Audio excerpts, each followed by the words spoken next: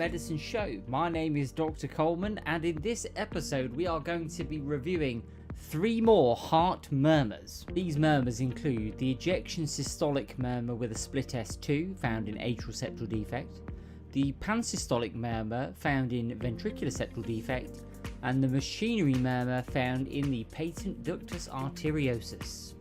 By now you should be familiar with our diagram that depicts one movement through the cardiac cycle, and that normal heart sounds sound like the phrase lub-dub. You should also be familiar with the concept that turbulent blood flow produces audible vibrations, which can be visually represented with these sound wave patterns. If none of this sounds familiar, please go back and watch the previous video. I'll put a link at the top of the screen now. Okay, so let's start by reviewing the murmur of atrial septal defect. This presents with an ejection systolic murmur and splitting of the S2 heart sound. This murmur occurs during systole and is a crescendo-decrescendo murmur. To help commit this murmur to memory, you can use the phrase lub, whoosh, dubba. Okay, so let's add in the murmur now so you can appreciate how it sounds.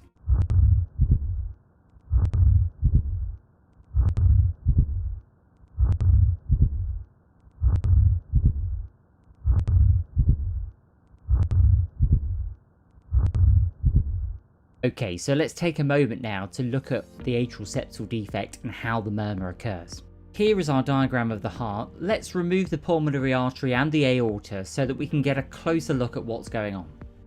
So looking at this diagram, you'll see that the left atrium and the right atrium are separated by a thin tissue called the interatrial septum, and it's here where the atrial septal defects occur. Atrial septal defects effectively allow for an abnormal communication between the left and the right atria. With this information in mind, let's add in some blood flow and produce an animation to see what happens with this defect. It's during diastole where we see most of the action with the atrial septal defect, and you can see here blood flowing from the atria into the ventricles.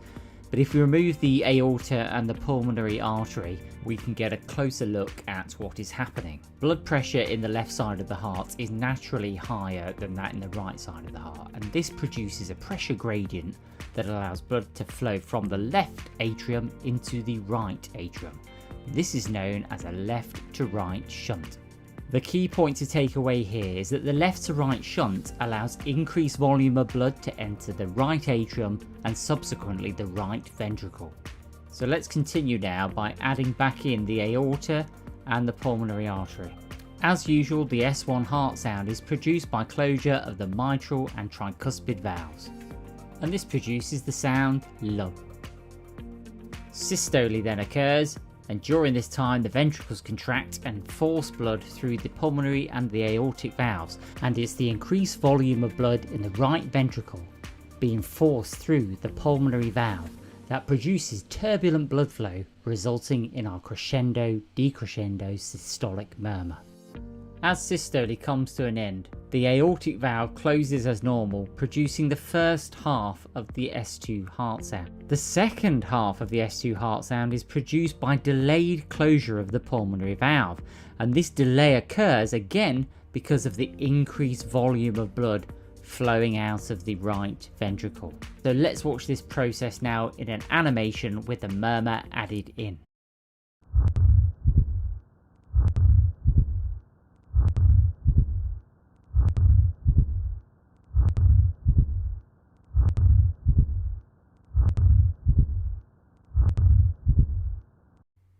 Atrial septal defects effectively allow for abnormal blood flow between the left and the right atrium. They are usually congenital and caused by failed closure of the foramen ovale. You may be asking yourself, what on earth is the foramen ovale? Well, the foramen ovale is an adaptation of fetal circulation that allows blood to bypass the lungs, and it usually closes shortly after birth. Atrial septal defects are more common in females and also have increased frequency with maternal alcohol use during pregnancy. In the clinical history, the presentation may be asymptomatic. However, those that are symptomatic may have dyspnea and faltering growth. In later life, other symptoms may occur. By the age of 25, the left to right shunt can reverse due to increased pulmonary pressures, and this produces a syndrome called Eisenmenger's. Atrial septal defect may also present as ischemic stroke in later life. Here, small blood clots form in the venous system, and these are able to pass from the right to the left side of the heart through the defect. Once in the arterial circulation, they can go onto the brain to cause strokes. So any young person that has an unexplained stroke should go on to have a check for atrial septal defect. The murmur produced in atrial septal defect is an ejection systolic murmur with splitting of the S2. It is heard loudest in the left upper sternal border and radiates through to the back of the thorax. And now let's turn our attention to ventricular septal defects. This presents as a pansystolic murmur, which essentially means that it occurs throughout the entire duration of systole. This murmur can be visually represented with a plateau wave. To commit this murmur to memory, think about a burring noise that occurs throughout the duration of systole. Let's listen to this now.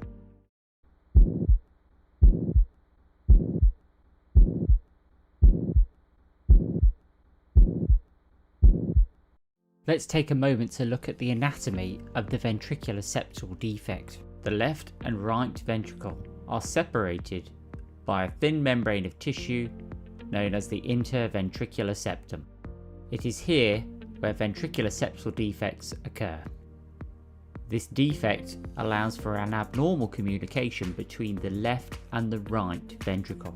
Let's use an animation now to understand how the murmur occurs. Blood flows from the atria into the ventricles, and as usual the tricuspid and mitral valves close. However, due to increased pressure in the left ventricle compared to the right ventricle, a left to right shunt occurs across the ventricular septal defect. This produces turbulent blood flow which generates our pansystolic murmur. The aortic and pulmonary valves close and the cycle begins all over again. It's worth noting that the S1 and S2 heart sounds are difficult to hear in the context of a pansystolic murmur, often because the murmur itself is so loud that it drowns them out. Let's watch the animation now and listen to the murmur.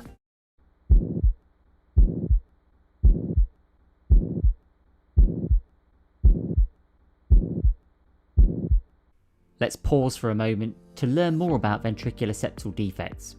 They effectively form an abnormal communication between the left and right ventricles. Ventricular septal defects are a common type of congenital heart disease. It occurs due to abnormal development of the ventricular septum early in fetal development. Genetics also contribute to the development of ventricular septal defects. The risk is increased in those with a strong family history and also in conditions such as trisomy 21, otherwise known as Down syndrome. With ischemic heart disease, particularly with myocardial infarction, reduced blood supply to the ventricular septum can cause it to break down and rupture, producing a ventricular septal defect. The clinical history may be asymptomatic, but may include dyspnea and failure to thrive. The murmur of ventricular septal defect is a pansystolic murmur that is loudest at the left sternal edge. Our final murmur in the series is that of patent ductus arteriosus. This is described as a machinery murmur, and it occurs throughout systole and diastole. The murmur is represented visually with a plateau wave that runs throughout systole and diastole. To help commit this one to memory, think about a continuous burring sound that runs the whole length of the cardiac cycle. We'll add in the murmur now so you can appreciate this.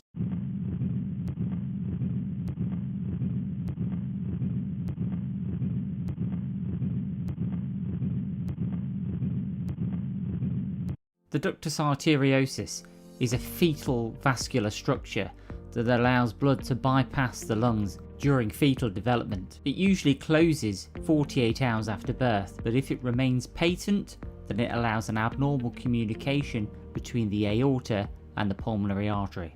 The murmur is produced due to the high aortic blood pressures and lower pulmonary pressures, creating a gradient that allows for a left to right shunt, where blood continuously flows from the aorta into the pulmonary artery. A continuous stream of turbulent blood flow produces the machinery murmur both through systole and diastole. Whilst the murmur is being produced, the mitral and tricuspid valves close. The S1 heart sound is not heard because the murmur is too loud and drowns it out. Systole then occurs with blood being pumped into the pulmonary artery and the aorta, and at the end of systole the pulmonary and the aortic valves close. The S2 heart sound is not heard, again because the murmur is too loud and drowns it out. The murmur continues to rumble throughout diastole. So let's add in the animation now and listen to the murmur as it occurs.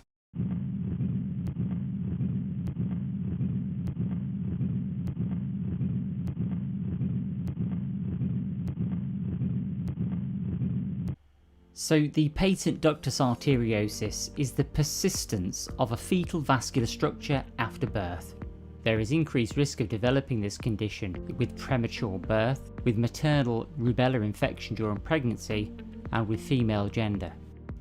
The history may present with shortness of breath, recurrent respiratory infections, or failure to thrive.